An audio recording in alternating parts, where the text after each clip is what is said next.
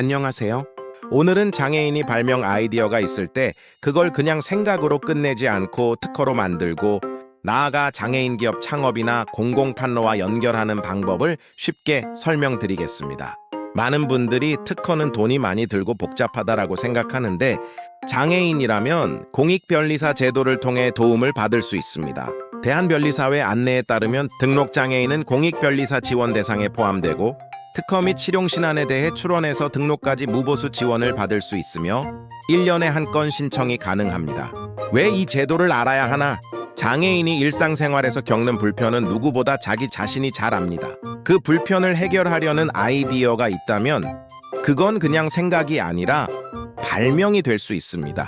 예를 들어 한 손으로 쓰기 쉬운 생활도구, 이동이 편한 보조장치, 시각청각 장애인을 위한 안내장치 같은 것들은 실제로 특허 아이디어가 될 수 있습니다.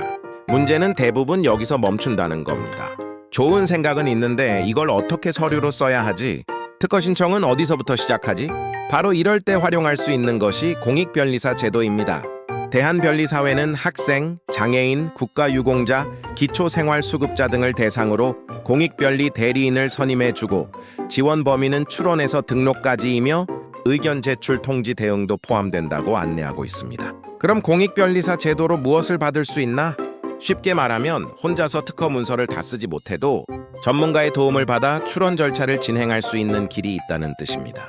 대한변리사회 공익변리 안내에 따르면 장애인은 공익변리 대상이고 특허와 실용신안이 가능하며 출원인과 발명자는 동일해야 하고 개인 자격으로는 1년에 한 건 신청할 수 있습니다. 찾기 쉬운 생활법령 정보도 같은 취지로 대한변리사회의 무료 변리는 출원에서 등록까지 지원되며 한 명당 1년에 한 건만 신청 가능하다고 설명합니다.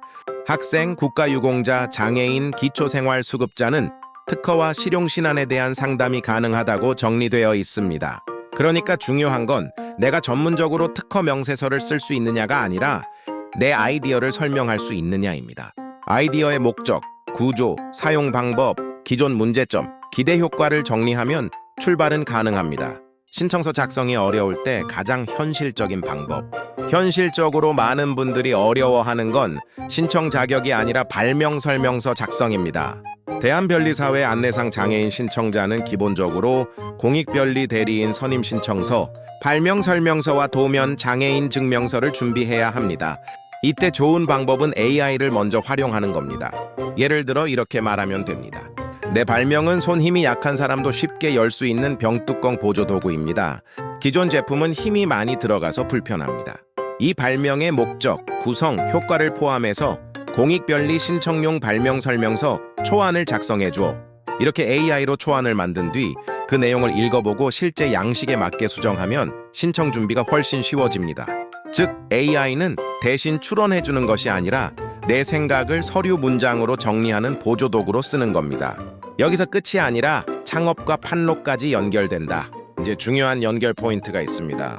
장애인이 특허를 준비하는 것이 단순한 서류 한 장 이상의 의미가 있느냐는 겁니다. 특허가 있다고 해서 무조건 사업이 되는 건 아닙니다. 하지만 특허는 적어도 내 아이디어를 권리로 정리해두는 출발점이 됩니다. 그리고 장애인이 나중에 창업해서 장애인 기업으로 성장하려고 할 때 이 지식재산은 사업 설명, 제품 차별성, 신뢰도 측면에서 도움이 될 수 있습니다. 여기에 더해 장애인 기업은 공공판로 측면에서 제도적 기반도 있습니다.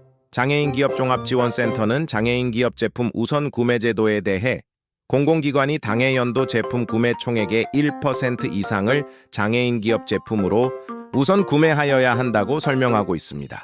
이 제도는 물품, 공사, 용역을 포함한 장애인 기업 제품을 대상으로 합니다. 또 같은 페이지는 이 제도의 법적 근거로 장애인 기업 활동 촉진법 공공기관의 우선 구매와 관련된 법을 제시하고 있습니다.